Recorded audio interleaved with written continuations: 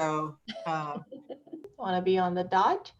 And good morning, all of the California Broadband Council members. Great to see you. I was catching the last few seconds of conversation, heard about fly fishing, and somehow disconnect on a broadband meeting about being connected. So I'm glad we had a little bit of fun prior to all of this. And yes, I hope there's some actual rain, not just rain cloud are teasing us right now in Sacramento. Let's get this going. I'm really excited to on a lot of progress that was made, and I saw everything is posted on the website. I do once again thank you to the Broadband Council member as well as our participants to this meeting to really being very open and with great feedback that's helping the California Broadband Council in getting where we're at on the development of the action plan. So without further ado, I'm going to go ahead and get this meeting going. And Julie, if you can do a roll call first. Director Tong. Here. Designee for President Badger, is Mr. Osborne here? There's not going to be somebody from Director Giarducci today. Designee for Superintendent Thurmond, Mr. Below. Here. Designee for Director Kim, Mr. Jameson. Present. Designee for Secretary Kim, Ms. Pepper. Present. Ms. McPeak. Sunny, did we lose you? I'm here. Okay. I'm here. Thank you. I don't know if Secretary Ross is here or designee for Secretary Ross, Mr. Barajas. Here. Designee for State Librarian Lucas, Ms. Neville Bonilla. Here. Ms. Snyder. Here. Designee for Senator Hueso, Ms. Smith. Here. Designee for Assemblymember Gibson. I don't know, Mr. Ibarra, are you here for Dr. Williams today as designee? Yes, I am. So is my district director, Chris Wilson. Great. So, Mr. Ibarra, we're going to need you to be the person to vote because we can only have one person. And so we do have a quorum. All right, thank you. Wonderful. So for today's meeting, 2 hour, similar to the last few, I was reminded this is our 7th meeting. Can you believe it? The statute only requires CBC to meet 3 times a year, but obviously because of the broadband action development process, we're very pleased to have all of the council members' time to spend, this many times, 7th time now, in order to put this together. So very much appreciative of that. And for the public participants, we're gonna make sure we have ample time at the last 30 minutes to allow public comment. And we always appreciate those. So for the first 90 minutes of it, what we plan to do is to have Deputy Director Stephanie Tong to provide a recap and update of the activities and action that has taken place since the last council meeting. And then we're going to have Justin, our wonderful chief strategist at Department of Technology, once again, to be voluntold to be our facilitator today to walk through the action plan. And today's focus on the action plan is specifically on the action items, as opposed to the background, the context setting, which all of those are coming, in shape very nicely. And throughout the conversation, we're also going to solicit, a conversation about how much of these action plan is at the will of the council member to make it more definitive versus more of exploration, and what are the things that are missing that we need to fill, or what are things maybe we are too much focusing on, needs balance. So it's just going to be a quite comprehensive view into looking at what it would take to overcome the broadband challenge that the state of California is facing. So with that, Stephanie, you're up. Okay. Thank you, Amy. Good morning, council members. Good morning, broadband stakeholders. Great to see you today. Thank you so much for joining our California Broadband Council meeting. Once again, we have fantastic attendance. I see it about over 85. And that number really is indicative of the ongoing participation and collaboration that we've been seeing from you throughout this process. And we wanted to thank you.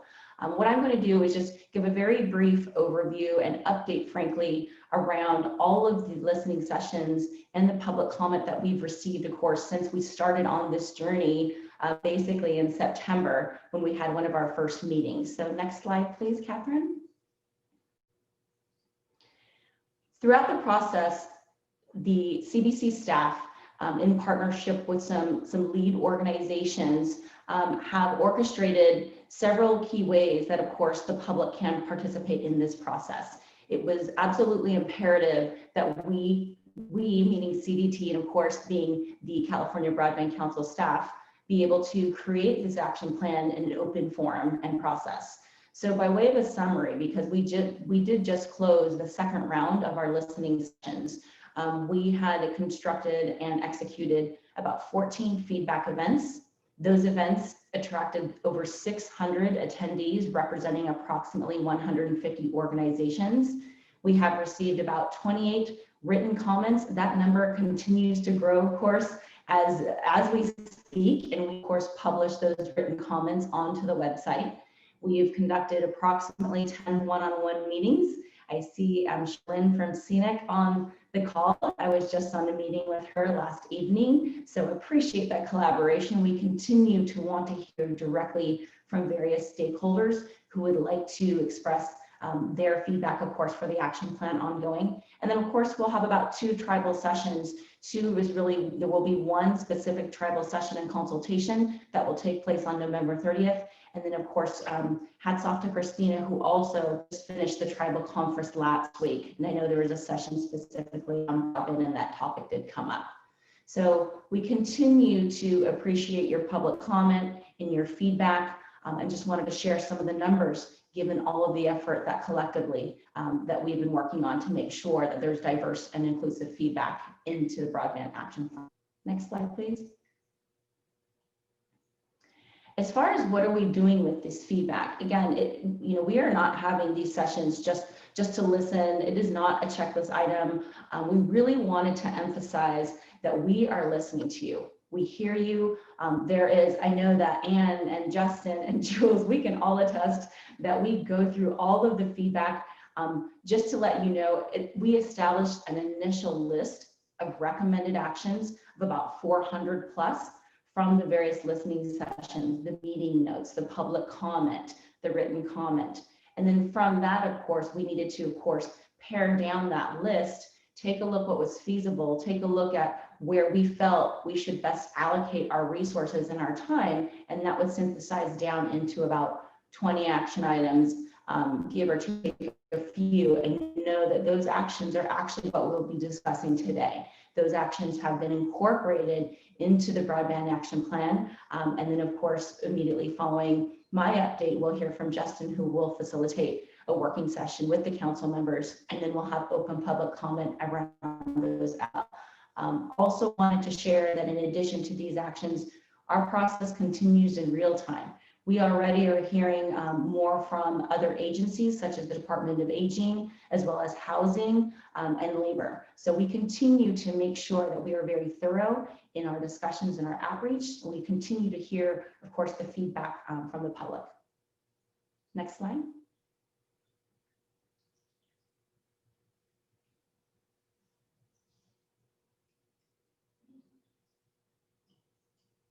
So on this slide, what we wanted to share, and this is by no means all encompassing, but here are some of the overarching themes that we have been hearing. And because, of course, those that have been in the broadband realm for quite some time can assume where the comments might come from.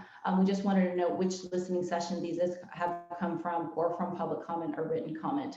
And without going down this list, what I do want to point out here is by design, you can see in this list, there are checklists, and of course there are arrows. And so that the themes that are identified up front where there's a checklist they have been incorporated in some way, shape, or form into the plan.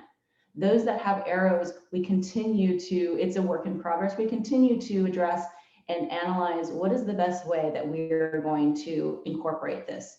So of course that includes speeds, of course that includes support for locally owned networks, and of course that includes data that we continue to look for and continue to ask, continue to find the right way to be able to have the right data to measure programs that measure adoption.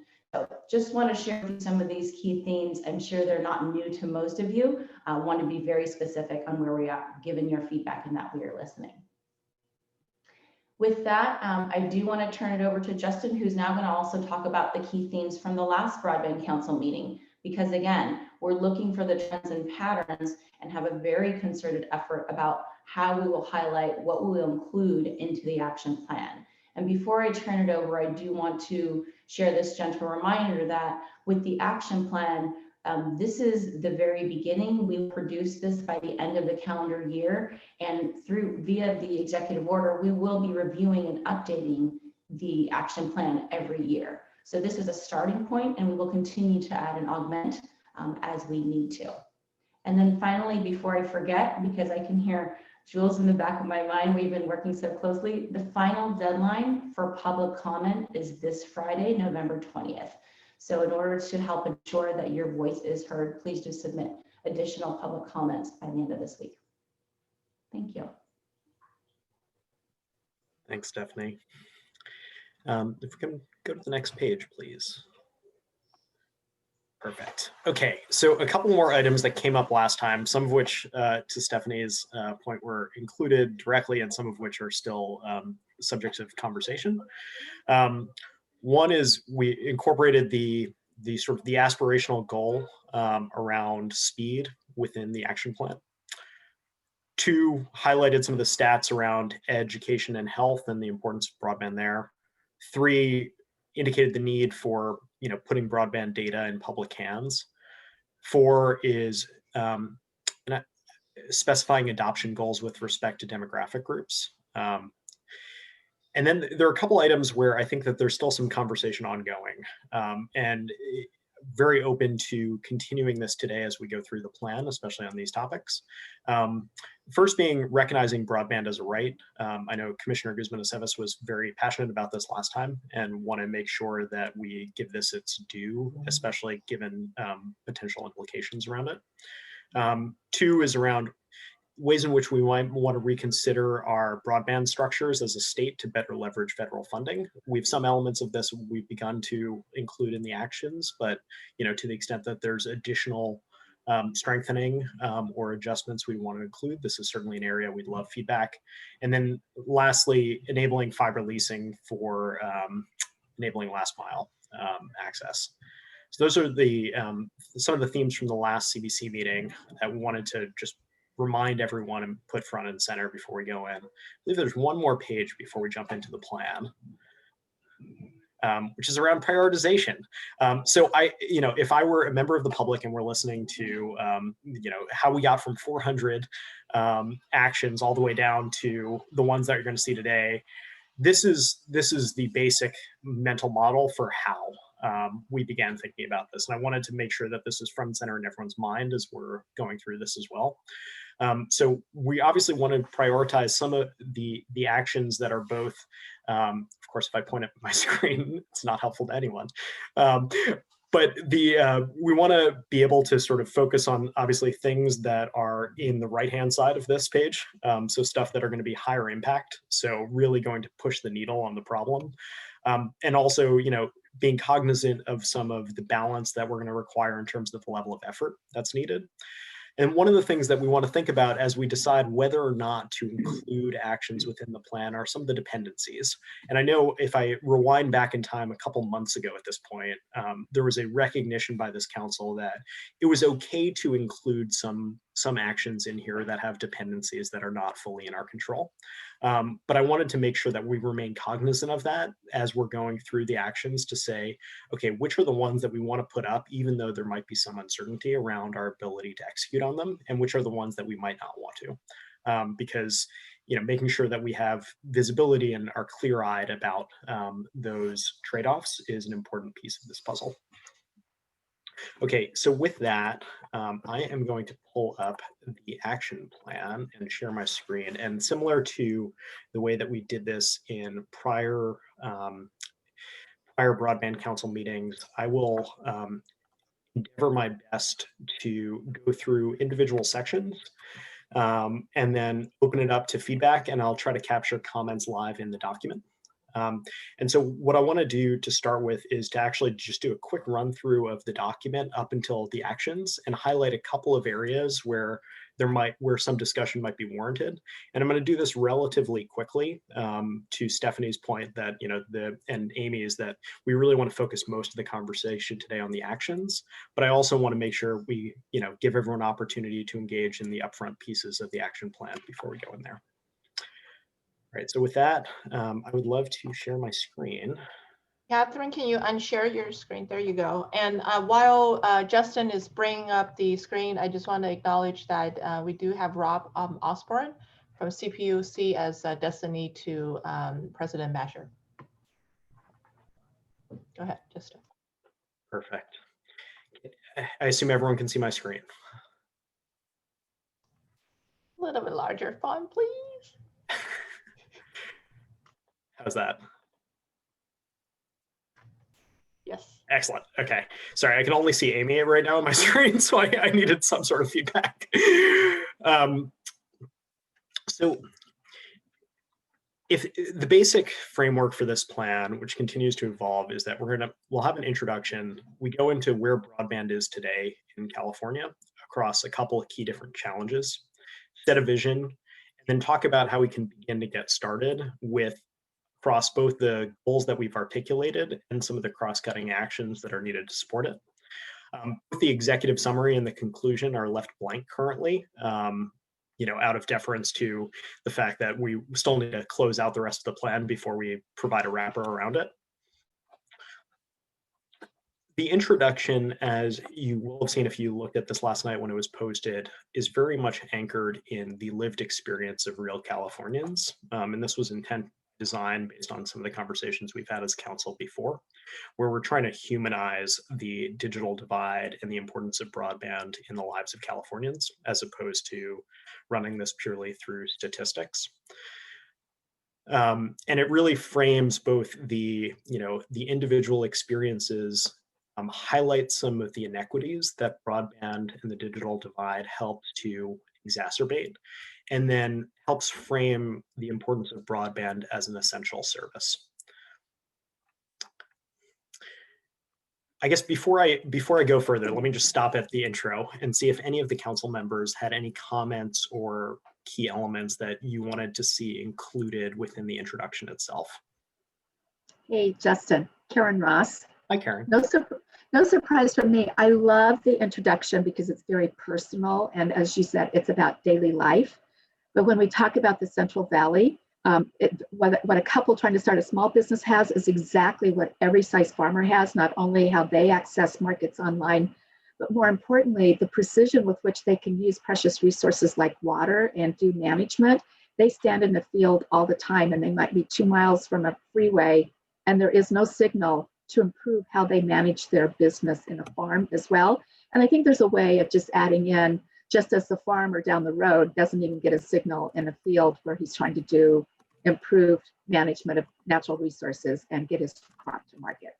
I just have to call that out because it's such a real issue for the Central Valley farmers as well. Thank you for the consideration. Thank you very much, Secretary Ross.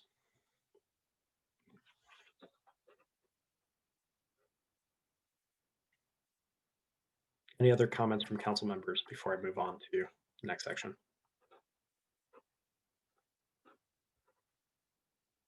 All right, hearing none. Broadband today. So this section is very much intended to provide an overview of where we are currently in California, both in terms of the importance of broadband for the state, as well as indicating some of the adoption gaps that already exist by particular demographics, in the state of California. And then the way in which broadband as a service has become even more important in the era of COVID, as students are learning from home, Californians are working from home, and we're also beginning to accelerate trends like telemedicine throughout the context of the pandemic. As you can tell by the blue text, there's some additional data that we're still pulling into this section, but it's very much intended to be able to paint this picture of where we are as a state today. And then we go into 3 core challenges. The first one is around the availability of broadband, and particularly around speed and reliability. And so there are a couple of different sections here, and I'll go through the sections within availability, and then I'll stop and open it up for comment because I know there's a lot here. First is that the need or the demand for high performance broadband has increased. And both of this is, framed in the historical context of the way in which broadband standards have been set at a federal level, also in the way that, real Californians are using it, and then indicating that both our standards and the federal standards have not evolved fast enough to be able to accommodate the reality on the ground that people face. And so what we've got here then are 2 examples of real households and the potential broadband utilization that they would have. And this is something we talked about doing in prior Broadband Council meetings. And so this is an attempt to do precisely that. The first example is around a household with 2 kids that are working from home, and the kids are learning from home, and talks about the bandwidth that's required for them to do the things that they would require on a regular basis. And one of the things, as you're looking at this, that you can see pretty clearly, especially here on the left-hand side, is the upload requirements are obviously a lot higher in the context of things like telework and telelearning. The second one is if someone's actually running a business from their home and also needs to be able to process additional transactions and be able to really operate. And, obviously a lot of Californians are having to deal with this right now in the era of COVID. A lot of Californians were doing this before COVID as well. And here you see the broadband requirements in terms of bandwidth increase, and particularly on the upload side of the equation, which is the primary difference from what you'd see in the FCC standards today. From 25.3, this gets closer to sort of 25.17 or so. So that's the first section on just framing the fact that the demand structure has changed for what we need by broadband. And if anything, that's going to continue to change over time, because this is a reflection of where we are today. It might create more pressure on residential usage given work from home environment. Also, given the sort of framing at the beginning of this section where we talk about how things have changed in the last 25 years, going from 200 kilobytes per second as the standard that was set for the FCC to where we are today, it's also an indication that these standards and the demand is really going to change dramatically over the coming decades. The second piece here is just about framing where residential availability is today. With acknowledging, some of the data which is stark about where people actually have access at home, but also some of the complications with this picture of availability. And I know we've talked about this as a council, so I won't belabor this. But part of this is that we still have too many households that lack access to the high performance broadband, even at the 90% kind of thresholds. Second, we've got issues with the data, so it likely overrepresents how much is truly available to an actual household. And then third is that whether or not it might be available, it might not be accessible to a Californian household given the cost. And so there are 3 other points within this section. And again, this is a big section, so I will stop at the end of it and open it up to discussion. One is on the network resilience and redundancy, where, if we go back to the governor's strike force on wildfires and climate change, from last year, which I know feels like decades ago. One of the things that was front and center here was that our progressively worse wildfire seasons have really put pressure on our infrastructure and the resilience of our infrastructure. And we've seen problems with, not just our energy and our power going down, but also what that means for both our cell service and our broadband service, and implications of that for emergency response. The second piece here is that the market as it exists today underserves certain communities, particularly poor rural Black and brown communities in California.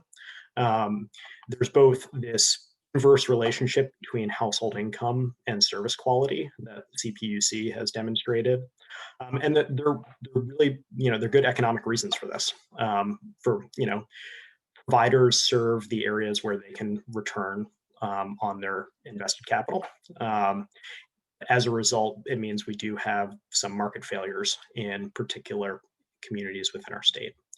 And then the last piece in this section around availability is if we wanted to make sure that we had to build out statewide, it would require multi-billions of dollars in terms of investment. And I know that the CPUC has this modeling effort that Rob might want to offer more on, but it's currently being developed and was used in the RDOF process, but helps indicate just the sort of the scale and scope of the effort that would be required if we wanted to be able to fill these gaps. So with that, let me pause for either questions or things that we might want to include that aren't included right now in this section. Hi, this is Christina. I just have a comment that is also responsive to something that was in the chat. I feel like in this section, we need to just have a section dedicated to the challenges of, sorry, let me pull up the order, including tribal lands and broadband access and opportunities, because it's really unique to tribal lands based on jurisdictional issues and infrastructure issues that it doesn't really apply anywhere else. So I would say that it's like a dedicated section, and we can talk about what that looks like. And we can make this like the key discussion in the consultation or listening session that we're holding on the 30th. But also that's one of the like call out orders from the governor. So I think it would be a misstep not to do that. Perfect. Christina, I've just added a placeholder here for the time being, and then we'll build that up. Thank you. Hey, Justin, it's Walter Hughes with Comcast. How are you? I don't think that we're in public comment right now. Oh, I apologize. No, that's quite okay, Walter.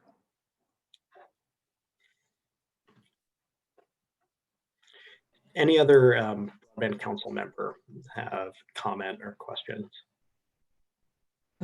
This is Sunny. I'm actually in chat supporting Christina's comment, and it's not only unique challenges, but if there is a commitment to broadband for all, if we drive to the most difficult to serve, that is the most remote, rural, and in California, much of the 109 federally recognized tribes are the farthest out, if you will, from population centers. If we drive to get broadband service that is sufficient for all the residents to support distance learning and telehealth, et cetera, then we will make sure we get everybody else connected along that path of deployment. Likewise, if we drive to the poorest urban neighborhoods and then connect along that path of deployment, we will also be able to effectively, with Dig Once, Dig Smart, connect everybody. So I think as a companion to what Christina was saying is the need to actually make that an imperative to drive to the tribal lands. I would also say urban poor, but when I say drive, I mean make a commitment to deploy to the farthest, hardest to reach, and the poorest of our residents.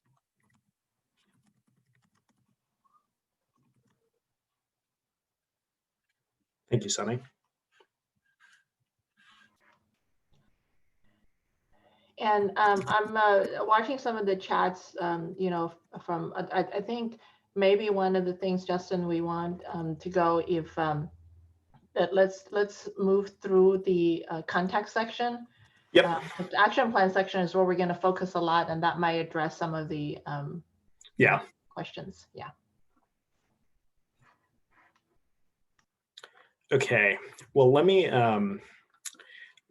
try to run through the rest of the context section quickly, and then can open up for questions, and then let's jump into the actions, because that is precisely where we wanted to spend the bulk of the time. So the next section, and again, this is challenges. So this is precisely to the, someone had made this comment in the chat, this is very much setting the gaps before we actually talk about the actions, is around affordability, which is to say price matters for making sure that broadband is accessible. And that is not just the cost of the service, but includes all of the elements of getting connected, including devices and taxes and surcharges. There are a number of reasons for, this is a challenge today. Part of that has to do with limitations within the existing affordable programs, both Lifeline and others. And part of it has to do with competition. And so right now we talk about both of those things here, both in terms of the need to be able to expand the number of affordable options as well as drive competition, which has been shown to correlate with prices for consumers. Third is around devices and digital literacy, where we've had a lot of conversation in the council about making sure that we both have access to devices and the wherewithal to be able to leverage them, to be able to truly benefit from the opportunities that access to broadband internet affords. And then data, where we have limitations on granularity and accuracy, as well as sometimes we just can't see we simply don't have the data. And that's particularly true when it comes to things like the quality of the available broadband and adoption. And so the point is not, in the data section, to be clear, the point is not that data is an end in itself. This is a supporting thing, whereas ideally we want to be able to set policy and run programs that are informed by the best data available. And to some extent, our data limitations just impair our ability to optimize our policies and programs effectively. The vision that we set here, building on the conversations that we've had before, is very much a future where we've got all Californians have access to affordable high-performance broadband at home with the devices and skills that they can use this. And so that means both high-performance broadband at home, the ability to afford it and the devices necessary to access it, and then have the training and support they can truly be included in the digital age. And then we jump into how we can get started. But before we go into the actions, let me pause there and see if there are any other comments or questions on those other sections, and I can scroll back up.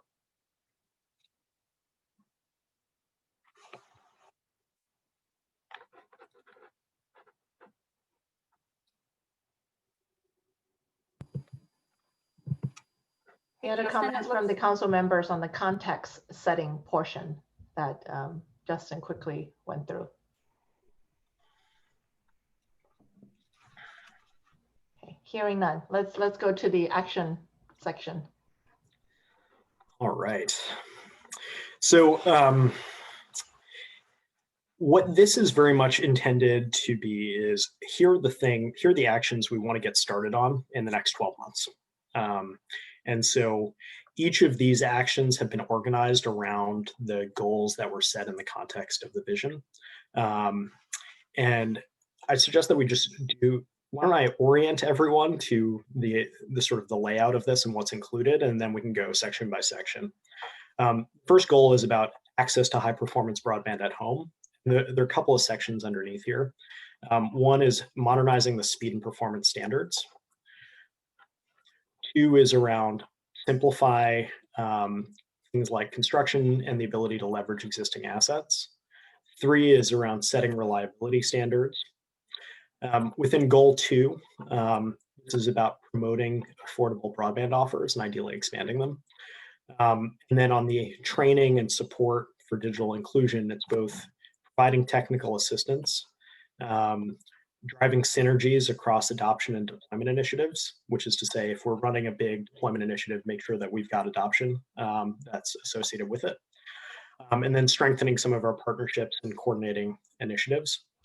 And then last, we've got some cross-cutting actions that support all the goals. And that's particularly true on the data and mapping, as well as leveraging the state's convening power.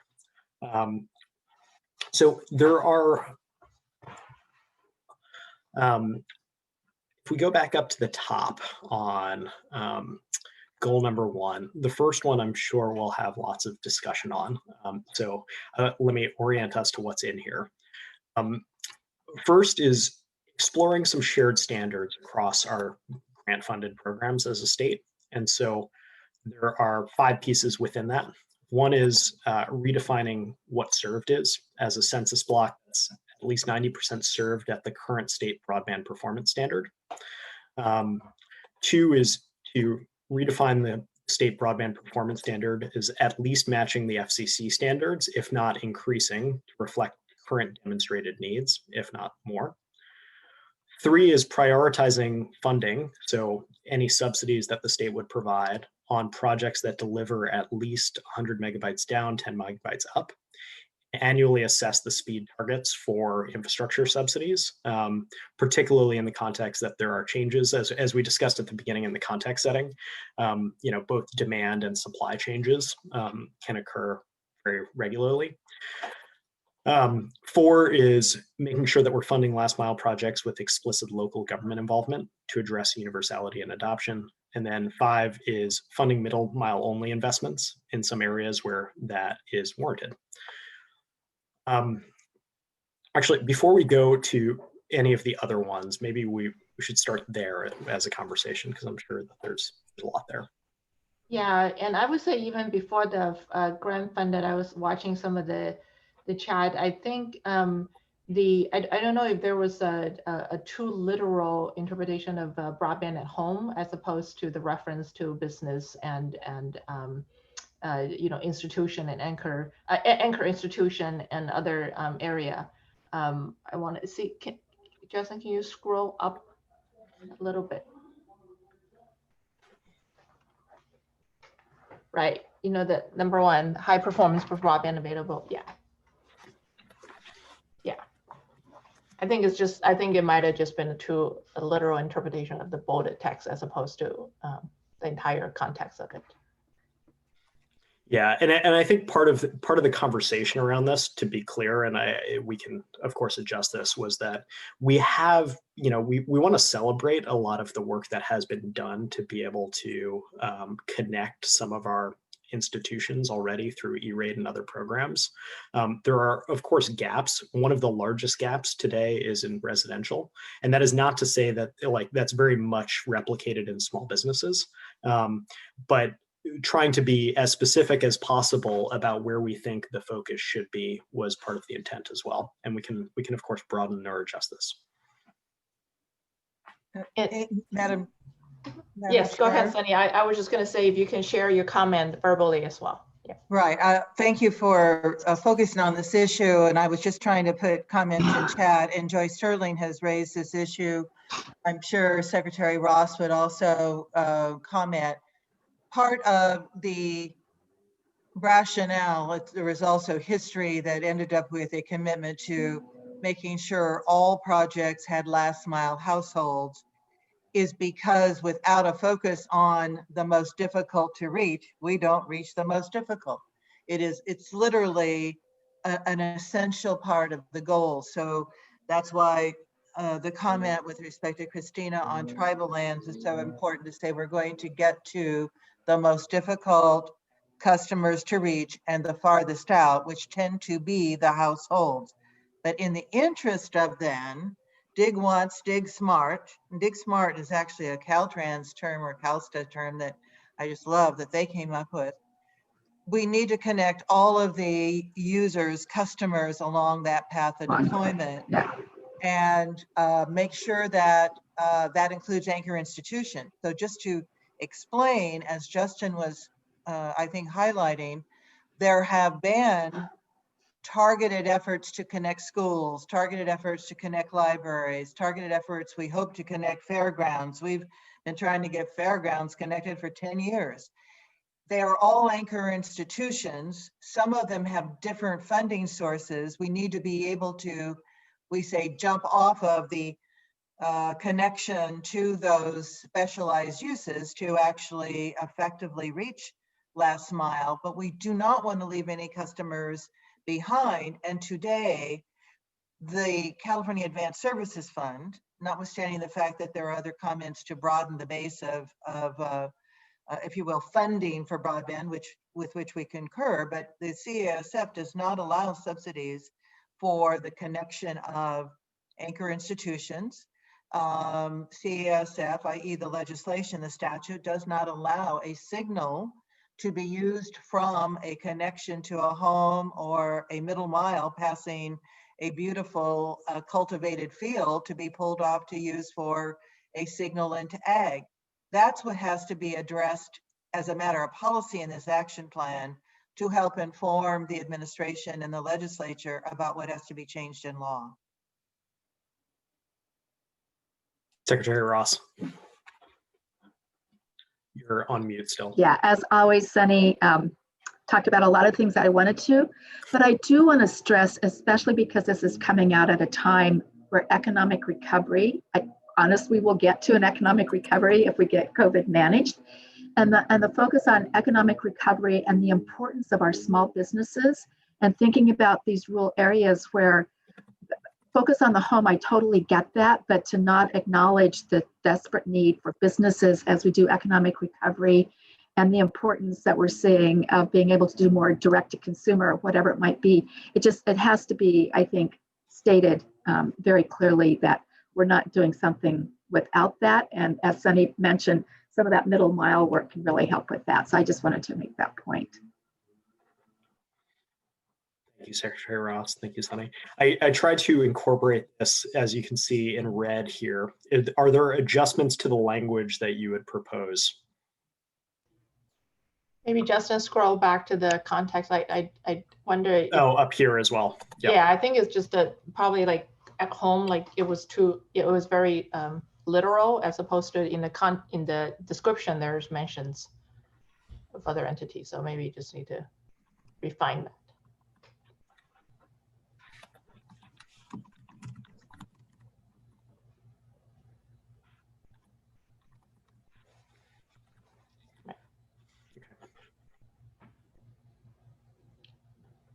Okay, any other feedback from council members? Justin, one of the things, this is Brent, one of the things I'm struggling with a bit is we have an executive order that tells us that we need to have a minimum standard of 100 Mbps down. And yet in here on sub B, we said to define broadband of at least matching the FCC standards of 25.3. And we also don't even mention latency, which is, I think, something that needs to be brought up as well. So I'm struggling how we correlate that 25.3 would be a possibility when we have an executive order that says a minimum of 100 down.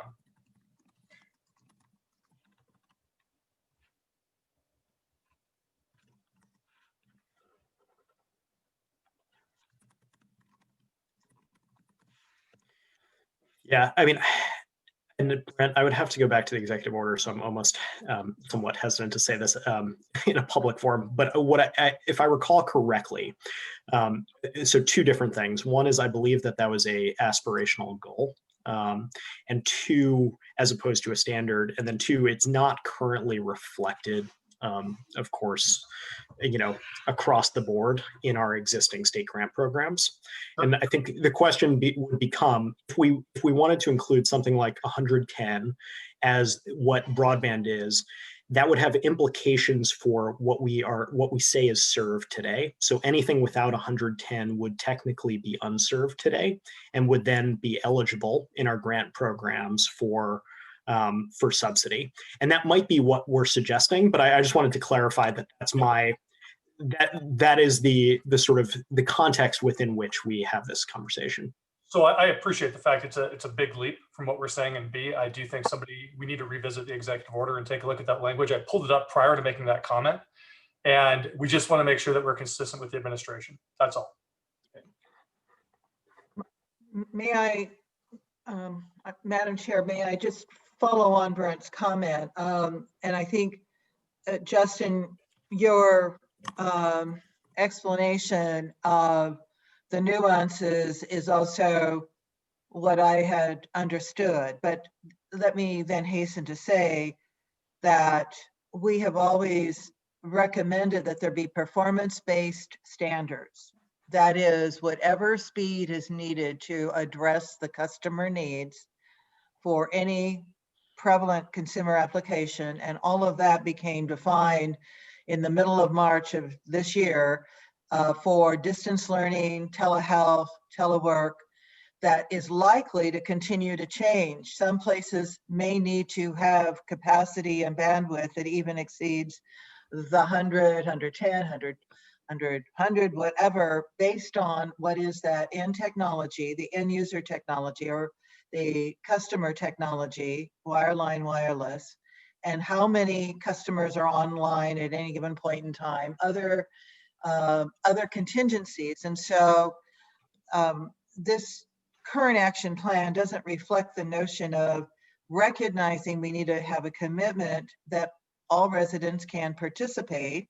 It's a civil right, as we have said for a decade. Therefore, we need to define it in terms of the user, the customer, and we can look at benchmarks. We need to look at benchmarks, but they are benchmarks, and that doesn't mean that it's adequate, particularly if the experience at the customer level, and that includes households, is not such that they can participate in distance learning or telehealth. And going, Brent, to your position or your comment about latency, that is a factor in terms of quality of service.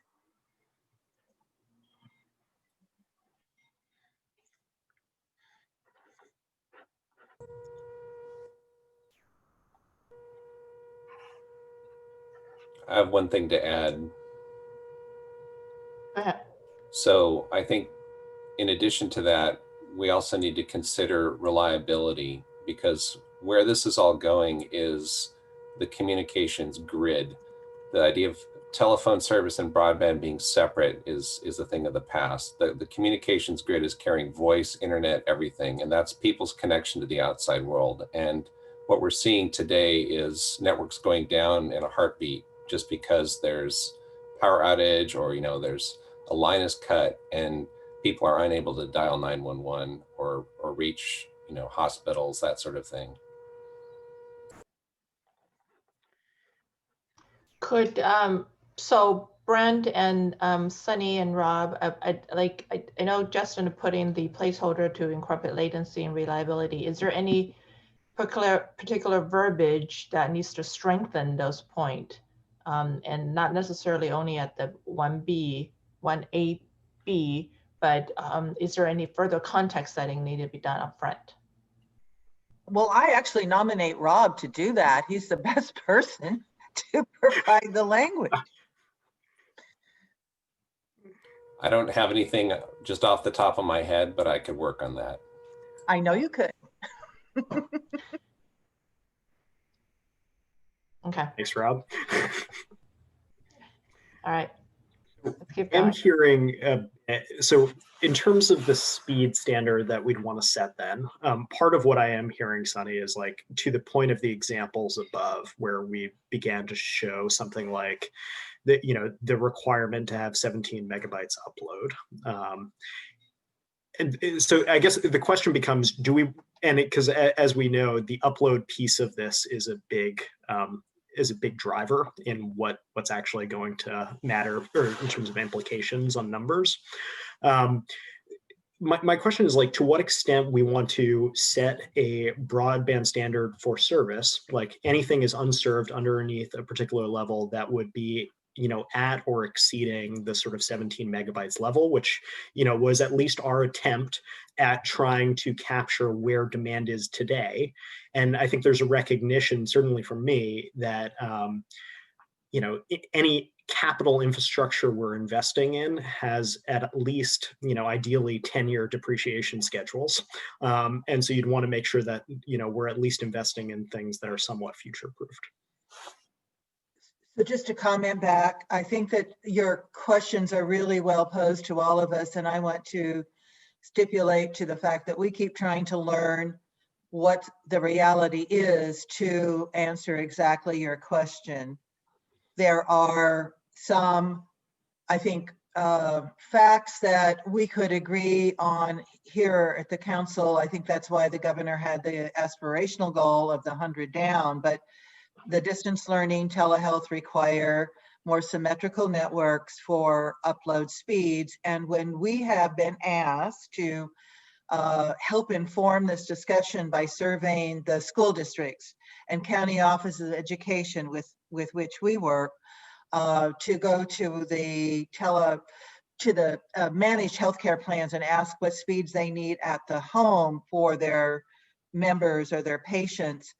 That number has continued to increase based on a lot of the factors we're talking about, and needs to also take into account things such as the latency and also the reliability that both Brent and Rob talked about.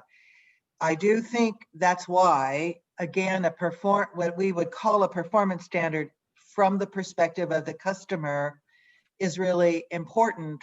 What we do know today in terms of technology, wireline, wireless, at the end user, is we need fiber for the backhaul to a backbone, and that's actually a pretty essential thing to state. Every wireless communication ultimately becomes a wireline communication. Wireless we use at the end user. And so the other problem, I think, Justin, is at least we keep running into and have reported to us, particularly by schools, is the published speed or even the subscriber promised speed isn't what is always delivered, particularly with a lot of users simultaneously. Again, that's why we go back to relating this to the commitment to a consumer for our customer for the functionality, and that is about as good a future proofing as we think a plan can be, and then we continue to look at and monitor what are the necessary speeds informed by industry, but also by consumers.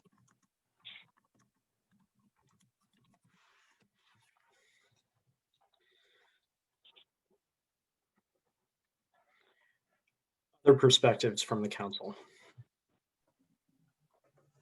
One thing, building on what Sunny was just mentioning, and I was just going back to look here and see if it's mentioned, but the data caps that are associated should be looked at, because that is one thing that many people are finding challenging. And I don't remember if I missed it, I'm sorry, but that would be something to make sure we include, because if you burn through your cap and then you're deprioritized or whatever, that impacts. So thanks. Jeff, And Jeff, it's not here. I just wanted to say, I think Jeff is talking about not just the affordable broadband offers, but in general, what we aspire to with all broadband, right? Okay. Yeah, because there's caps to everything. I mean, there's caps even to my wired home connection I have now. So it's the caps, there's data caps, and I get that that's a cost associated with the provider, but that's something that schools are definitely being impacted by. And what's the kind of, Jeff, what's the kind of standard you'd want to set with respect to data caps? Let me think about that and get back to you and do that. I would hate to quote something right now. Sure. Off the head. No, I would appreciate your help in getting some more definition around that.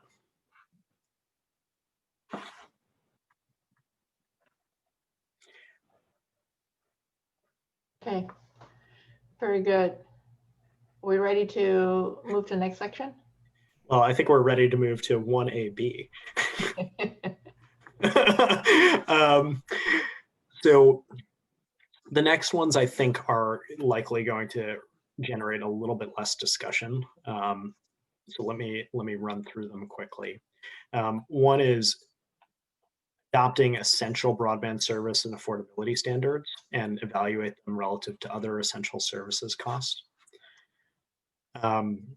Explore alternative grant making models similar to other states, including other options to generate competition.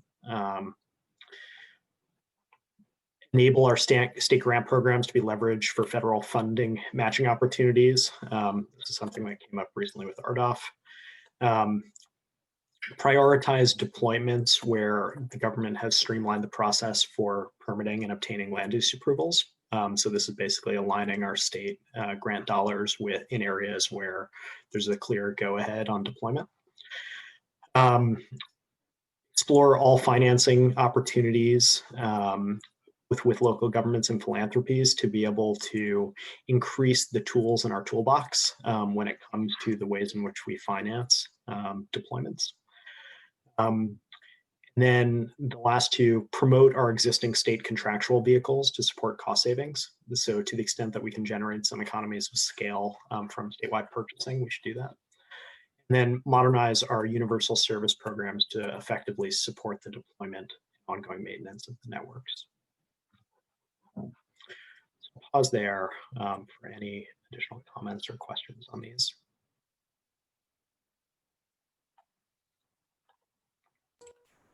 Yeah, could you say more about E? I'm trying to understand the context of the permitting and land use. Is that specifically relating to a grant for that grant, or is this sort of a litmus test before a local area can get any broadband funding?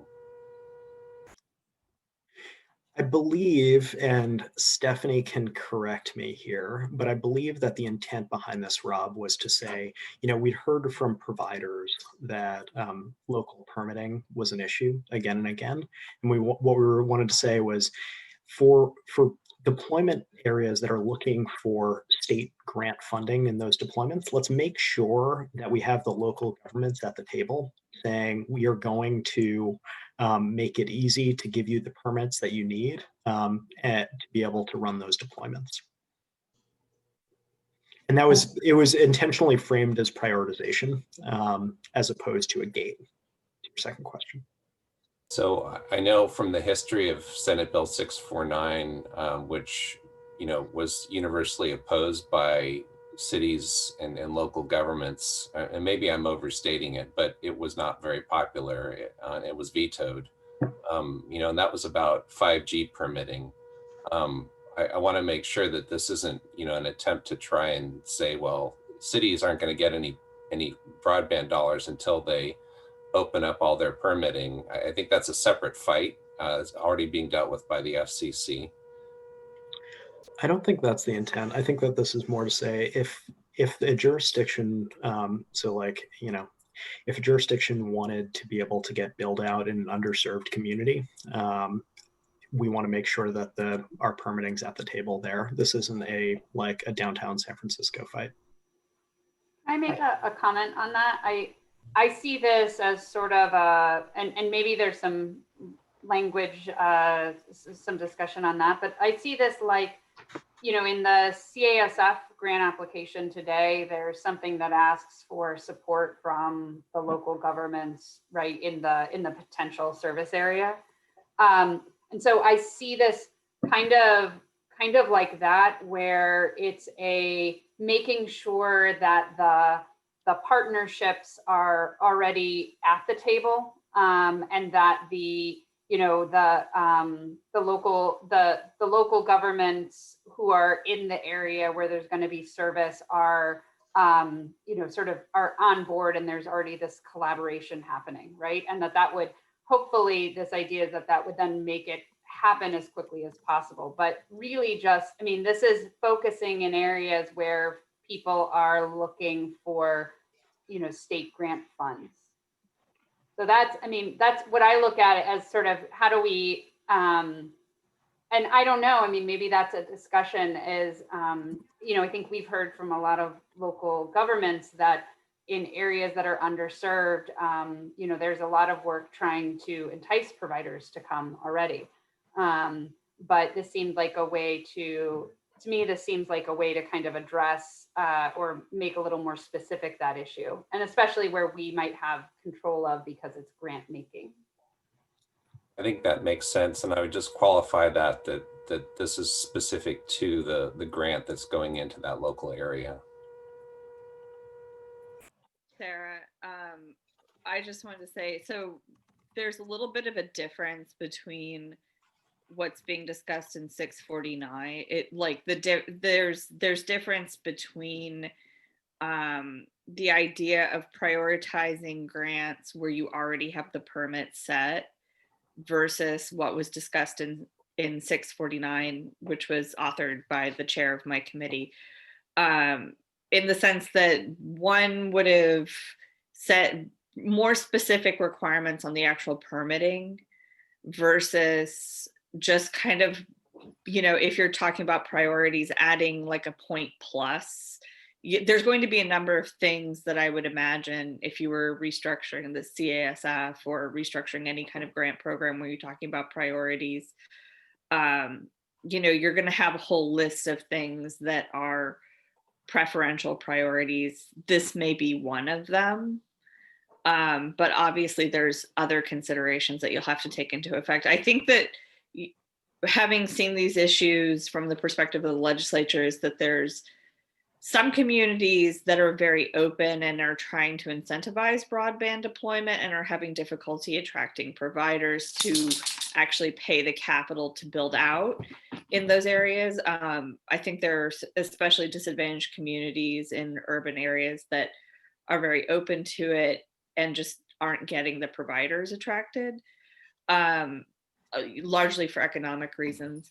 But then there's also a number of communities where broadband providers have tried to deploy, whether it's the actual incumbent ISPs themselves, or even just the wholesale infrastructure providers. And they have enormous difficulty actually getting some of those permits through. Some of those permits have been sitting for years at the local level. Even if there's an enormous desire from the community writ large, there's also a group of people who are highly vocal against building certain infrastructure. Certainly during the pandemic, we've seen a lot of suspicions about 5G and, you know, cellular telecommunications, and that gets played out, you know, at the permitting level as well. So I think it's both sides. I don't think it's necessarily bad to prioritize areas where you are already guaranteed, you know, permits. But I do kind of want to highlight the fact that, like Rob said, I wouldn't want to make a grant entirely incumbent upon already having the permits approved, because in many cases, I think it's likely that the providers, whether it's a wholesale infrastructure entity or an incumbent ISP or a local government, they really won't know the exact permits that they're going to need until they actually start making out the plans to go through the permitting process. This is Sunny. I actually want to concur with what Sarah just said and emphasize its prioritization.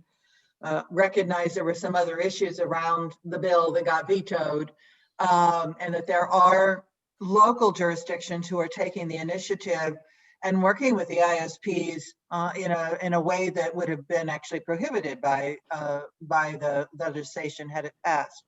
But good news is there are really significant examples of efforts underway right now to work with counties and cities in streamlining, being initiated by the counties and cities with the metropolitan planning organizations.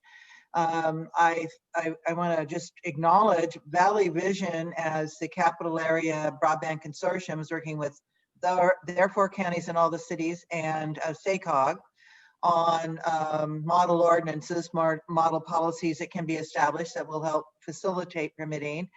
SCAG and SANDAG, with their almost 200 local jurisdictions led by the local jurisdictions, are looking at consistent permitting that will streamline everything maybe even ultimately being able to do some designation of more centralized permitting. But I think we're going to have a convergence of local leadership models that match this policy by the state to give preference, so we're not wasting time or wasting money because of all the time delays in getting to deployment. So I have just an eye on the clock here for a second, right. because I know that we want to leave at least a half hour for public comment at the end. So we've got about 24 minutes to get through the rest of the actions. So if it's all right with the council, I'd love to move us to the next section here. Yeah, in fact, Justin, let me chime in. Let's do it this way. These are great dialogue, but at the same time, we want to make sure we get through the rest of it so that at least, you know, the additional context is set as a council member can continue to comment on the action item.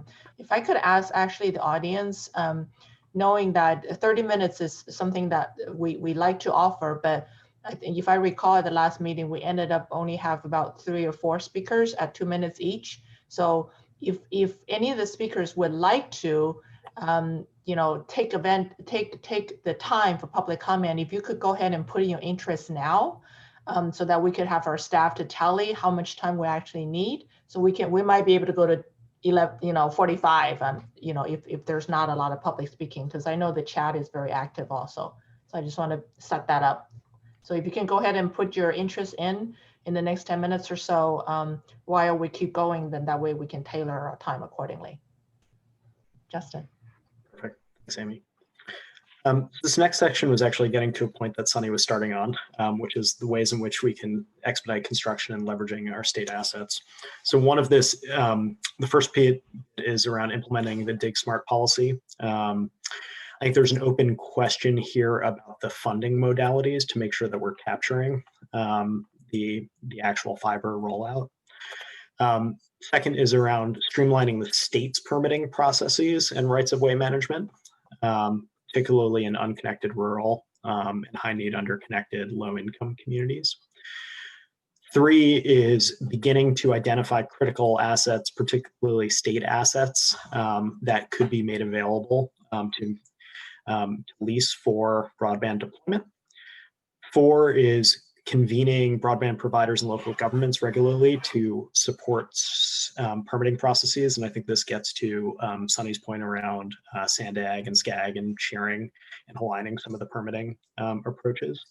And then finally, communicating with federal agencies to support prioritization of permits for broadband constructions through federal land, where there are delays there as well. So with that, any comments or questions on these 5 around assets and construction? Either things that are missing or things that we'd want to add or change. Hey, Justin, it's Lori. In talking about an A, I have a nitpicky thing, and then I do have a comment. But in order to match the executive order, it would be great to say as part of any appropriate and feasible transportation project. Yep. And something that I know we've been talking about, I think we've talked about it in this venue, and then I believe there's some other venues where it's been mentioned, just, and I don't know if this is a good idea or not, but to consider what a Dig Smart policy really means and what it would actually include. And would it be wholesale within Caltrans? Would it include utilities in the PUC? Like, would, you know, are we talking about natural resources and going along the waterways? Like, where are we looking? And obviously, we only have control over the state highway right of way. But I think there's something to, if you're going to dig, if you're going to trench, and if it's appropriate and feasible, there should be some sort of, you know, offer made, or really just posting of the possibility, the opportunity, rather, for a broadband fiber deployment.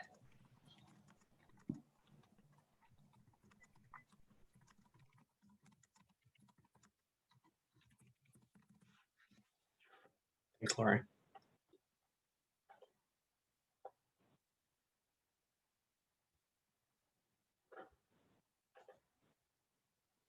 Other comments or thoughts on this? Okay, hearing none, I'm going to go to reliability standards. So I know one of this is we just need to set reliability standards. And the first one is very much saying we should explore standards around middle mile and backhaul resilience, informed by the recent Cal OES experiences with wildfires. And then the second, which is very much brought to the fore by Commissioner Guzman Aceves, was around ensuring consumer protection and that consumers are served equitably by providers. Any comments or questions on these?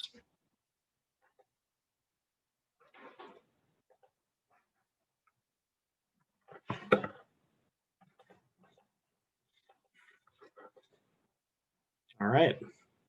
Hearing none. Next section is the. We still have time, council members. We can rush through. Like everybody's like nobody's talking anymore. If there are things, feel free to jump in.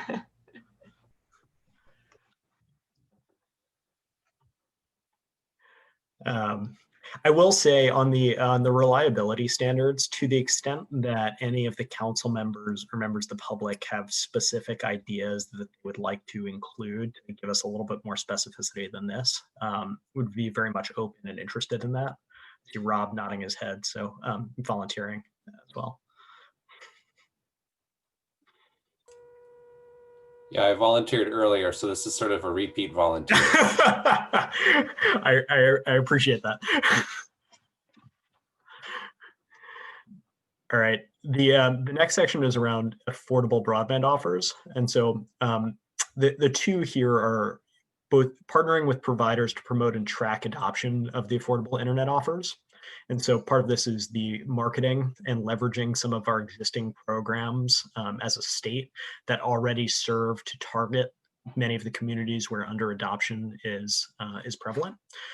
And then the second is around improving the California Lifeline program by offering high capacity standalone broadband offers and ensuring that all of our broadband providers participate in that program. Any comments or questions or other things that we should be considering that speak to this second goal? So it's Lori again, and without making a commitment, I think we should also consider the DMV, which of course is another one of our departments, and the possibility of being able to do some targeted campaigns through their outreach as well. Great idea, Lori. Thank you.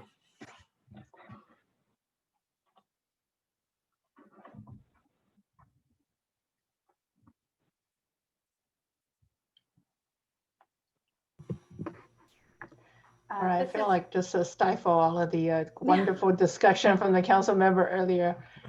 This is Anne. I have one. I think I'll have something in 3 as well, but I'm not sure exactly what we do here. We note devices, and I think we tend to think about devices as the computer, right? And we have lots of discussions about a smartphone is not a substitute, and etc. There have been some discussion in the chat and other places, right? There are additional devices when you're talking about whether it's a household or a business. The router has come up a couple of times, right? And so I think that it's important for us to think about that. And I think that this is right. It is sometimes where when we have compared in the past broadband, to electricity, right, as things that. The difference is here you do need more than the infrastructure to be able to connect. You need more than just your laptop, right? If you're gonna have Wi-Fi in a home, etc. And so I think just thinking about what we may be able to do there, and that I have a follow-up one for 3 that's sort of along the same area when we get there. Just go there. Well, great, thank you. So in 3, I just want to I represent the state library. We have obviously, libraries throughout the state in, almost every neighborhood in the state. For decades, libraries have been providing free access for people who can't, who don't have home access, and also training. That's I think thinking about that as a system that we can continue to tap. And also recognizing too that California has a long history of nonprofit organizations who have been providing both training and access to people for decades as well, right? And so thinking about how we might better support, collaborate those, in terms of libraries, the state library, because we have the state library, we have an opportunity to be able to engender a conversation and dialogue with libraries around the state. People still go just to use the computers. As libraries have been reopening, that's been one of the main, people come in and make an appointment to use a computer because it is so important. And there are going to be, I appreciate the language, above that talks about, meeting people where we are. There are going to be people who do not, for whatever reason, are not able to adopt at home. And it may be because it is, even if they can afford the $10 to $15 a month, there's a whole host of other things that are needed. And when they do, we also really need, we need to ensure that there's training capacity. And so, again, the challenge is with some of these that it is funding, right? And so thinking about how we might prioritize or leverage additional funding, particularly if there's new federal funding that may be coming available. But I'd like to put a pin in that and think about where we can go on that topic. Thank you, Anne. All right, I just, while we're still going, I think we got a interest list of those who's going to be provide public comments, and also allotting time for the council member to perhaps wanted to respond or address some of the public comments. So we're going to open up at 11:40, just to make sure there's 20 minutes out for the public. So Justin, you have another 20 minutes to go. Okay. And we might not even need all of that, depending on how much conversation there is here. So within this third goal, we've got these three categories. One is providing technical assistance and support. And in reading this, it feels like the way that this is at least pitched right now, it's not necessarily just about training and support for digital inclusion, but can be broader, including areas like deployment. So it's technical assistance for local governments, tribes, nonprofits, and partners to best leverage funding opportunities. Then the second is around state level support and coordination. And I think this is partially to the point that Anne was just making about making sure that we're leveraging and maximizing the impact of our funding dollars across the totality of the partners that exist in this ecosystem.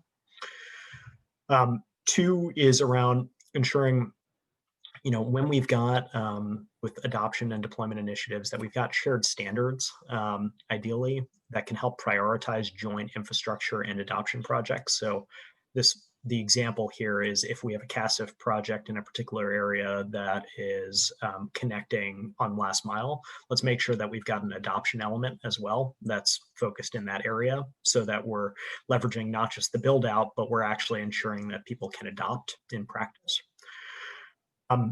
Two here was convening the adoption stakeholders on a regular basis to make sure that we're continuing to push forward some of the best practices and share learnings around digital literacy tools and training. And then the third thing around strengthening partnerships. This is both leveraging meetings like this one, as well as the GoBiz broadband funding identification, which was called out in the executive order, to help strengthen partnerships around our anchor organizations. And then also ensure that we're convening local government broadband coordinators 4 times a year to identify barriers to some of the local programming, as well as to share best practices and socialize them across the state. And I'd forgotten Amy, thank you for giving me more time because I'd forgotten our cross-cutting actions at the bottom. So with that, are there any other comments or questions around the actions within Goal 3?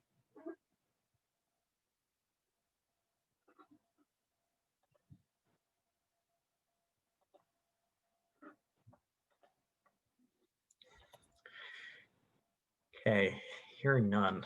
It's much different to scroll through little Zoom video pictures to try to gauge whether or not someone's about to speak than it is to see folks in a room. All right.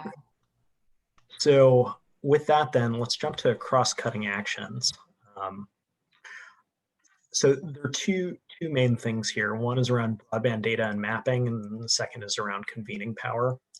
On data and mapping, there are three things. One is making sure that we collect more granular and accurate broadband data, including build out and public broadband maps with an explicit focus on low income urban neighborhoods. And we want to use provider specific data to drive accountability and measure progress so that when there are commitments, we understand what's happening in practice after the fact. Two is we want to make sure that we're leveraging the feedback that we get from businesses, local governments, tribes, about the information that they need from the state when it comes to broadband. Create a portal that is truly user-centered, depending on the users that need to access this information, to make sure that we're providing this in an easy to leverage way. And that means both, making sure that we're doing user testing, but also reflecting some of the disparate user groups that we have that are trying to access this information today.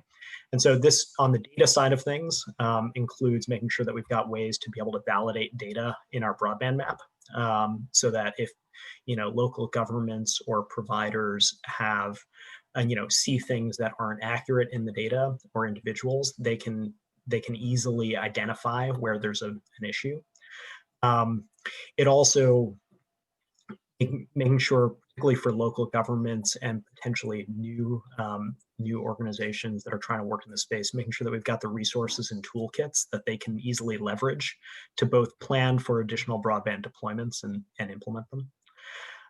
This is true as well when it comes to local governments and folks that are running digital inclusion programs. And so while we have information around digital inclusion in a lot of places, we want to make sure that we're continually curating best practices and sharing them within the state's context. And then the last two, making sure that we're making it really easy to access information on affordable broadband offers. And so again, the way that we would design and make this accessible is going to be different from the other elements that we're talking about, because, people that don't have access to broadband today are more likely to be using, their phones to be able to conduct this research. And so there's a different user testing that we would have to do to make this truly accessible and useful, and make sure that we've got the pipeline to update it on a regular basis. Then we also want to make sure that we're sharing updated funding opportunities on a regular basis that people can access. And then the last piece here is on the expanding our data availability.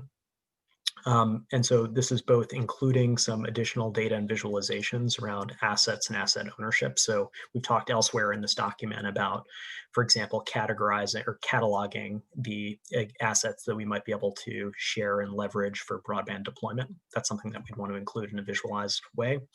And then we also want to make sure that we're making it easier to understand broadband availability and usage throughout the state, both within our data sets and our maps. And part of this is, again, is making sure it's easy to use. And so it's easy to download and explore the data as well. So with that, any comments or questions or additions on broadband data and mapping? I have a comment. Go ahead, Sonny. Okay, thank you, Justin. And mapping is very important. Is a great tool. To be sure, the California Public Utilities Commission has the best broadband mapping going in the country. Caltrans has really done a great job of adding strategic corridors. There need to be some more overlays, points of public safety points, maybe from OES, etc. we look to the regional consortia to be able to identify anchor institutions along pathways of deployment for the ISPs so they can be aware of them and take them into account. The point I want to make is the no map should preclude a unserved location, an unserved household or underserved household from being served. And unfortunately, we end up with regulations that will, I think, erroneously discourage an ISP or an applicant can be a public agency, from serving a household because it happens to be in a census block that is colored one way or the other. This action plan has to say unserved is unserved. If it's unserved, we're going to serve it, and not have maps artificially preclude or disqualify locations. Yeah, I think that's a great point, Sunny. And I scrolled up to where we talked about service earlier in the document, because we explicitly wanted to change the service definition to have a larger amount of service within a census block as something that would be specified. I'm curious if that meets what your feedback, or there's any adjustments you'd like to make to that. Again, for mapping, higher standards are great. I unfortunately have had to learn more about GIS mapping and the size of the cell than I ever wanted to when we have been a party to this stuff. But it still would leave 10%, I think, under that, Justin, that, you know, or even one household that's unserved in a census block, regardless of how it's mapped, it should be eligible for service, and we can easily verify in the field. It's hard to verify from data that's submitted, even the test data that is more extensively done by the CPUC than any other state. But if it's unserved, it's unserved. It needs to be eligible for funding.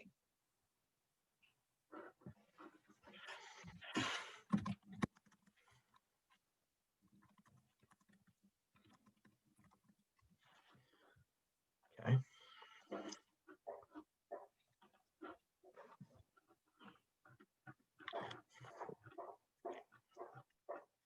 Other comments on data mapping resources?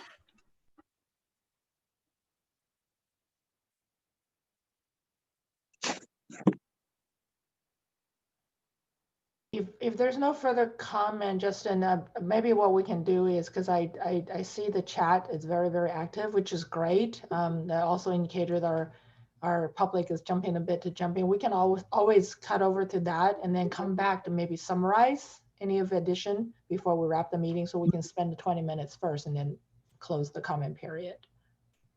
That's good. Okay, that's okay with the sorry. If that's okay with the council member, can I have the staff to start maybe teeing up our public commenter? Just a reminder, everybody has 2 minutes.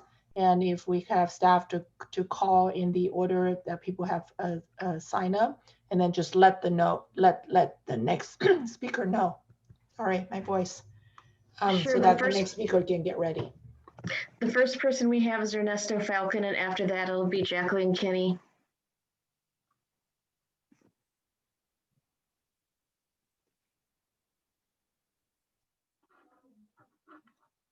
All right. There we go. Hey everyone. The thing I just wanted to flag into is in the earlier section. Just want to make sure. Sorry, Ernesto, can you just for record cite your name and who you represent, and then we'll go ahead and start. Yes, of course. My name is Ernesto Falcone. I'm the Senior Legislative Counsel for the Electronic Frontier Foundation. And I just wanted to comment on one of the assertions within the document under I think it's availability. Sorry, let me double check. Oh yeah, under availability in terms of the market underserves poor rural Black and brown communities. I mean, I think it's a little bit too much of a broad stroke, especially when we talk about urban, poor, and rural. There are very different situations there that I don't, and the economic rationales are completely different from the two, and so I think it's worth separating them, particularly for certain parts of the state. You know, we have underserved or we have underserved urban poor in very densely populated regions where the incremental added cost to covering them with, and they're surrounded by upgraded networks, right?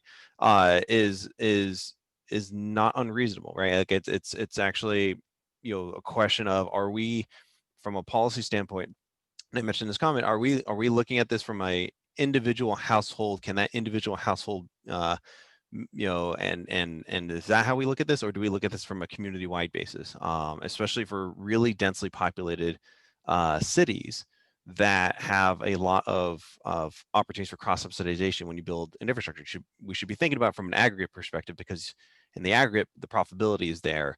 It's just what are the rules, and there was an earlier discussion on redlining and issues of that, you know, permit this from going forward. And I would suggest the law actually dissuades the bifurcation of the market, especially when it is possible to serve across the board a densely populated community economically. It actually dissuades that type of conduct. And this is, I think, regulation is actually a big part of that discussion versus subsidization and direct government investments. Thank you. All right. Great. The next person we have is Jacqueline Kinney. Thank you. This is Jackie Kinney with CCTA, representing the cable industry. Again, thanks to all the members and all the staff who worked hard on this, and thank you for our opportunity to give input along the way.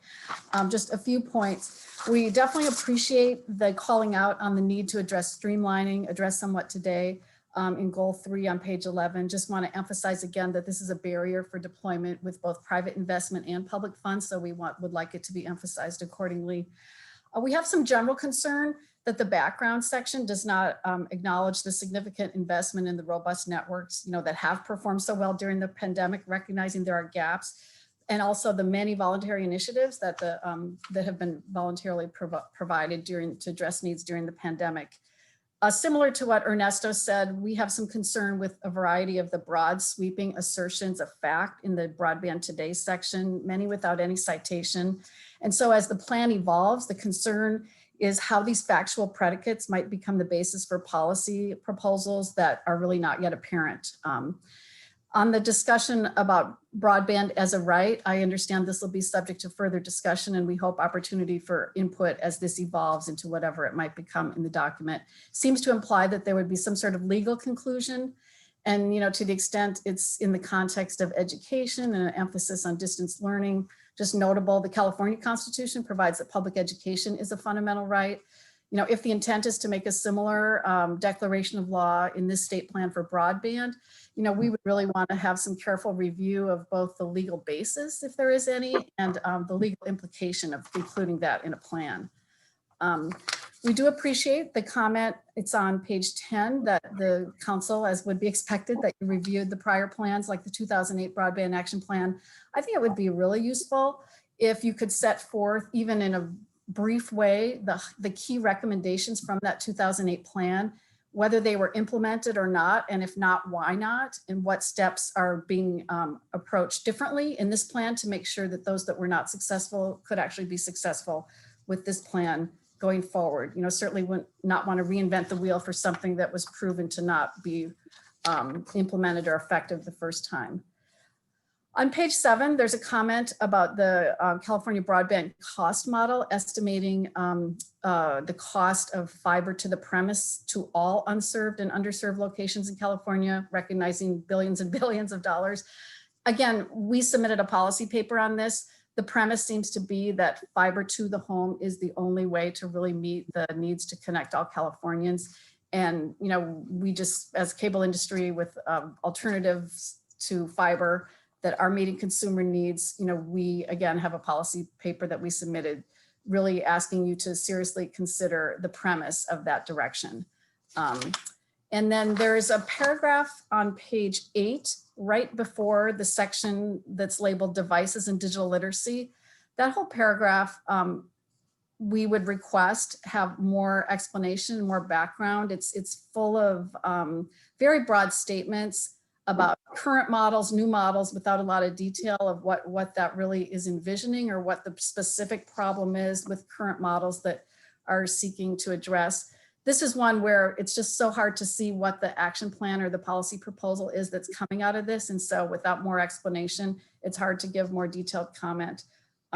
And just really want to have that reflect economic realities to the extent that it appears to envision competition. Again, just a reminder, at least how we view it, is that this plan is to address gaps where there's not service. So that would mean areas where there isn't even a business case for one provider to be able to provide service in an economic manner. Finally, the last point I just wanted to raise regarding data.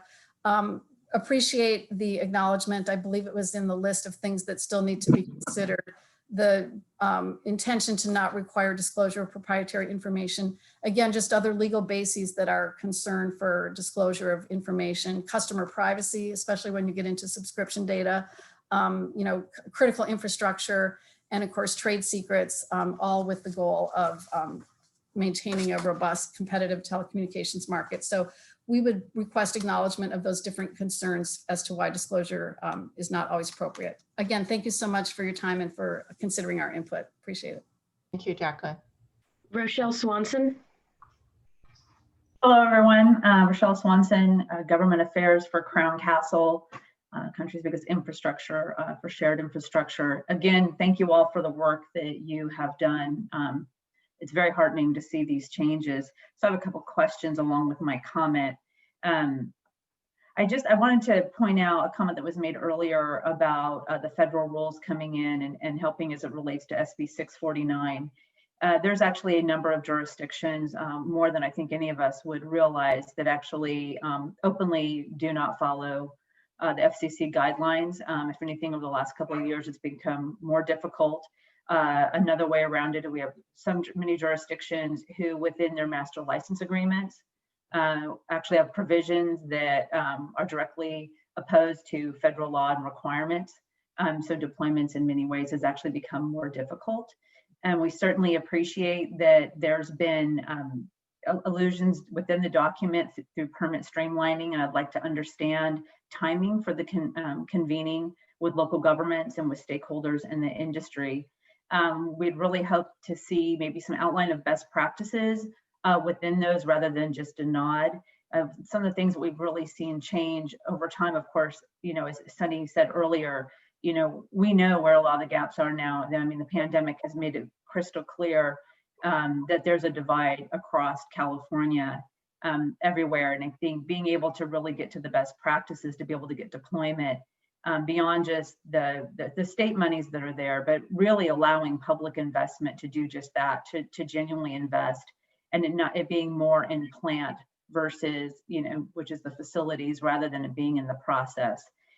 Crown Castle will be submitting more formal comments before the deadline with more examples, but I want to take this opportunity to just point out some of these high-level concerns to be able to be there and really, also encourage acknowledgement of the need to fund some of these local governments to be able to update their processes. That has been some of the pushback. They're overwhelmed. We're seeing local jurisdictions, that are having furloughs. And then ironically, in that same community, we have projects that are just waiting to be able to come online. And it really directly impacts people. As an example, we are working with local governments, the ones that are willing and are really seeing a crunch in this area. Just a few months ago, we worked with a local jurisdiction in Southern California, and we were able to get enough permits to string 16 miles over 6 weeks of fiber. And that's literally bringing millions of people access to broadband. And so it's these pieces that I think it'd be great if you could highlight, even if it's in a general sense from, predictable timeframes, objective standards, and best practices around fiber. There are a number of projects that are really just sitting there. There's already existing fiber in the air, and being able to string them can make a difference between moving them forward. So I'd just like to see you, include some real specifics. I know we've offered quite a few over these months to be there both directly through the portal and also with individual meetings with stakeholders. And think that would go a long ways in actually setting the tone that it's more than a conversation, but that we're all in this together.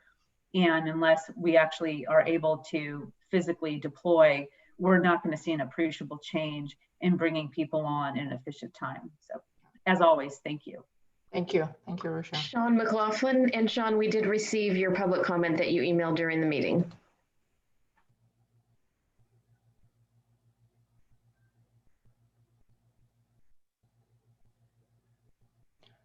Sean, will you be speaking? It appears he has dropped off the call, so we'll move to Andrea Ball. Hi, good morning. Thank you. Andrea Ball, legislative advocate for the Central Valley Education Coalition, as well as part of a broader education coalition of management and labor organizations and individual county offices of education. We sent a letter last month, and I want to thank you. I think the updated plan has more recognition for of schools and school districts in it. I did want to just point out, I don't think this is cited or explicitly referenced. You know, you were talking about expectations and the customers. So for school districts, as you probably know, pursuant to new Ed Code 43503 this year, specifically Section B, school districts that are operating distance learning must confirm or provide access for all pupils to connectivity and devices adequate to participate in the educational program and to complete assigned work. Now, while this is specifically targeted to this current school year, and so districts have made real efforts working to get devices and to get low-cost plans for pupils, we have found many of the issues you've addressed here continue to be challenges. The speed, is it reliable? Is it really affordable? And we also want to have a variety of approaches. And I know the representative of Scenic is on this council or was at the meeting. They've been tremendous help. We have some county offices of education that have already established high-speed internet networks, and they are now using those to reach students. They were primarily to reach the schools. But we have others, and I know you're all aware, but just the variety that are just starting and developing JPAs with local jurisdictions. And so the comments in the plan about helping collaborations, and the streamlining of the processes are really much appreciated. We'll be providing more written comments on this, but I did want to recognize that we see some improvement with more explicit recognition for schools, and look forward to continuing to comment and participate as you finalize the action plan. Thank you. Wally, and it starts with an S. I don't want to mispronounce it, so if you could pronounce it for us, that would be helpful. Sure. Wally Simbab with the South Bay Cities Council of Governments. We're a set of 15 suburban cities, about a quarter of which the population is in a disadvantaged community. So this is kind of the city perspective from our organization. What I think the action plan is kind of missing at this point is some kind of mention of an experimentation that could be evaluated. Let's try different approaches to broadband for all. And I think an area I would look for that different approach would be in the anchor institutions. That the Benton Foundation report that was delivered the other day was very interesting and powerful, but the anchor institutions can really play a role in this. And I would agree with Ann in that the libraries are a really key anchor institution, and the middle mile. So, you know, to foster the sort of what we can do with that middle mile anchor institution as we go forward is, I think, a significant opportunity. And one of those things that I think I would like to see is the whole idea to use not an electricity metaphor, but a transportation metaphor, is what is public transit on the broadband network. And in the physical world, we have public transit is a parallel system of shared mobility. And for a lot of reasons, people can't afford their own personal mobility. They don't want it. It's more convenient to take transit. It's less convenient, whatever. It's there as a service. And we don't have anything filling that void in this discussion. And if goals 1, 2, and 3 could all be bundled and taken care of if we had a system of public transit. It's almost like the discussion is focused on individual freeways into houses, no matter where they are or what kind of car they have. And then maybe beyond that, everyone getting a high performance vehicle. So I think it's important to start looking at I mean, if we can share rides, if we can share vehicles, if we can share bikes, if we can share scooters, if we can share jobs, if we can share offices, I don't see why we can't share to everybody's advantage, having a system that offers a shared access to the network and to technology and to training. And to take it, maybe what many will feel is into Buck Rogers territory. Just as in the transportation world, there's such a thing called transit-oriented development, where you have access to transit and you develop communities around it.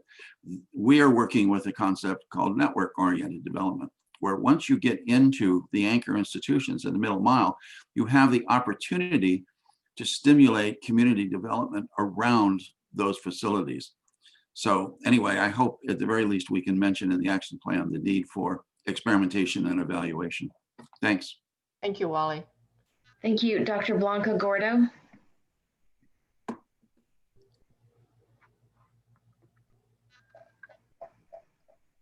Yes, thank you.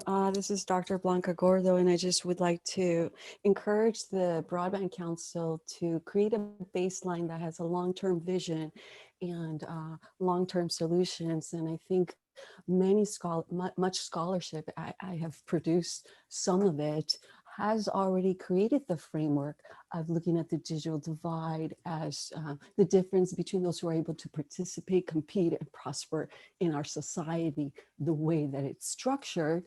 We have some documentary proof utilizing the CPS and creating estimates with the census data that we have to estimate the distribution. As you already know, the inequalities in digital divide, or the inequalities in access or use of technologies, when you superimpose it with the inequality that was pre-existing this innovation, enduring, shows us and provides us with a reliable estimate of the probability of not being connected.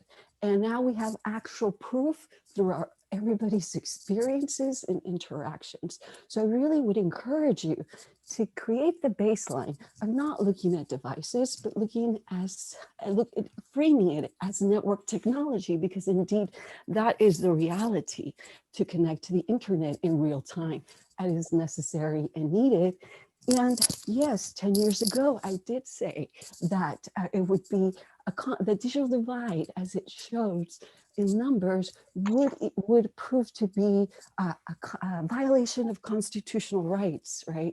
And you can see that we have a constitution that says equal rights for education is our policy, and it's not happening. We have 116,000, I think the estimate right now is 116,000 community college students are dropped out. They didn't drop out, they were disconnected precisely because we failed to plan for their needs. So please expand the vision to include network technology, multiple devices, and consider that there's multiple costs to maintain that level of connection. And I would also like to say that please, at this moment, at this time, take the opportunity to at least include the long-term public policy solution to making network technology some background noise. Yeah. We do know that I calculate, I just want to leave you with this note. Dr. Gordo, see it. That there's, well, I will submit it with the. Great. It sounds like Dr. Gordo is going to submit. It sounds like Dr. Gordo is going to submit written comments. Again, that deadline is noon on Friday, November 20th, noon Pacific Standard Time. And I just want to note that Mr. McLaughlin did, he doesn't have his audio, but he does. He is able to hear us, and he noted that his submitting written comments would suffice for what he was going to say. Okay. Thank you. Right. Thank you. And I think we might have one more speaker request from Susan Santana. Yes, good morning, I guess. Thank you so much, Amy, Stephanie, Justin, all of you for all your hard work. This is Susan Santana with AT&T. I inserted a couple of comments and questions for the council to consider, but my only sort of brief comment here would be, as the council is considering broadband of today, and as you paint that picture, because this plan will be a snapshot in time, to perhaps for your consideration and to complete that picture, to consider the workers that have been keeping the network up and running during what's been the most stressful stress test in the internet's history, right? So as our network usage and consumer demand increase from anywhere from 20% to 40% on our networks, and as well as some of our other partner companies, the network performed very well. And yes, I agree, there's a lot of work that still remains to be seen and to be done. And absolutely, there should be a focus on the either 8% or the 2% that are unserved or underserved, or that are not adopting, the 25 to 30% that are not adopting. But I would like to see and offer for your consideration, as you paint the narrative and humanize the digital divide with true stories, to also remember the workers that were risking, very difficult circumstances, situations to ensure that the network was up and running. Whether it was climbing the poles, whether it was laying fiber, whether it was stringing more cable, whether it was ensuring people's homes were connected, adjusting and splicing. This takes real people's work. So I'm not suggesting a pat on the shoulders of the corporations, but the people behind the corporations that were ensuring that the network was up and running for a vast majority of the population, unlike in other countries, right? And then there are also studies, I'm happy to refer you, that suggest that California actually bumped up into the top 10 highest speeds post-COVID versus pre-COVID. So there were actual speed tests that were conducted on usage pre-COVID, and California was not reflected in the top 10 in the country. But during COVID or post-COVID, those numbers increased at about 61% in speed. So there's some nuggets that I would commend you to consider as you paint that picture, so that it more accurately reflects and captures the broadband story today. Yes, there's still, I agree, a lot more work to be done, but there are some pockets that I believe are worthy of inserting into this broadband plan. Thank you. Thank you for that, Suzanne. All right, it looks like there's one more requester. I want to make sure we do allow time. So if the last speaker could limit to 2 minutes, is that McGill? Leon? Go ahead and chime in. Yeah, hi everybody. My name is Miguel Leon. I'm a program officer with the Michelson 20mm Foundation. We work on equity, access, and success in post-secondary education for underrepresented students. We want to commend the council on all the great work that has taken place thus far, and wanted to offer our support and the support of our philanthropic community. When COVID hit, we partnered with the LA Community College District to help students transition to remote learning. And along with a couple of other funders, acquired Chromebooks, hotspots, and partnered with a nonprofit organization locally in LA to sort of provide the wider gamut of services, including tech support and digital literacy workshops. But we quickly realized that this issue existed pre-COVID. COVID exacerbated it, and we really needed to dig deeper into sort of long-term solutions. Part of that was really talking to our philanthropic ecosystem and all of our sister foundations to see what it is exactly they had done, to bridge the digital divides. And a lot of them told us that they had done sort of those sort of short-term solutions, emergency responses, but they didn't really have the bandwidth to, tackle the issue more broadly, and actually kind of nudged us to sort of be the flag bearer on the issue. And so what we did is we launched Connecting California, Solving the Digital Divide, which is a virtual convening series that attempts to educate and inform our philanthropic ecosystem on the digital equity issue. And so we'd like to offer our support for your work if there is sort of a role for philanthropy to play. I'm assuming everybody would agree that there is in sort of rolling out all of the activities of the action plan. And we'd love to partner with you all and convene and galvanize our ecosystem around the work that should be taking place moving forward. So yeah, thank you for your work, and we're more than willing to partner. Thank you, Miguel. Seeing there's no more speaker requests, we're going to go ahead and close the public comment period. We have about 4 minutes left. I wanted to open back up to the council member. If there's any other feedback, comments you'd like to make, either directly to the action plan or in response to any of the comments that you just have heard. So go ahead, council member.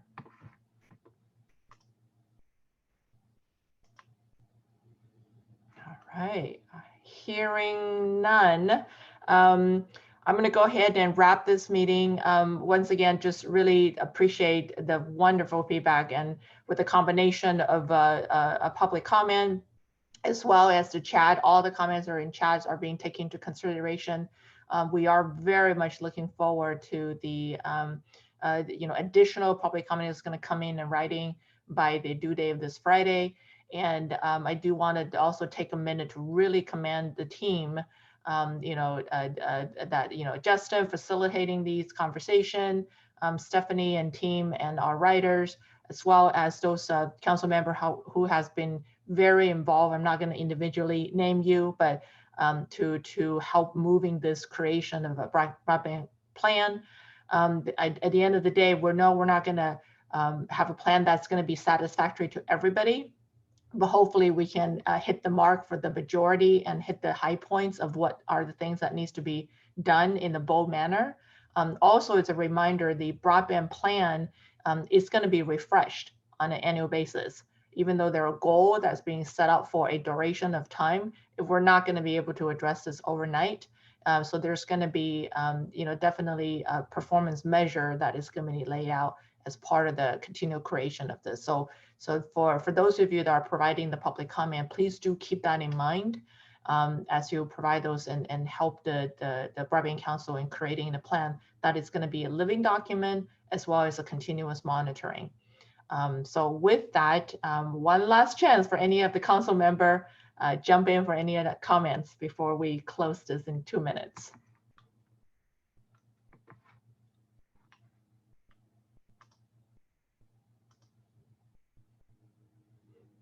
All right, I think everybody just exhausted. Thank you for taking again on the meeting. We do have our final meeting in December, and that is going to be a final walkthrough with the plan before the plan is being presented as an official document by end of December. So thank you so much. Stay safe, and we'll see you in December. Thank you. Thank you.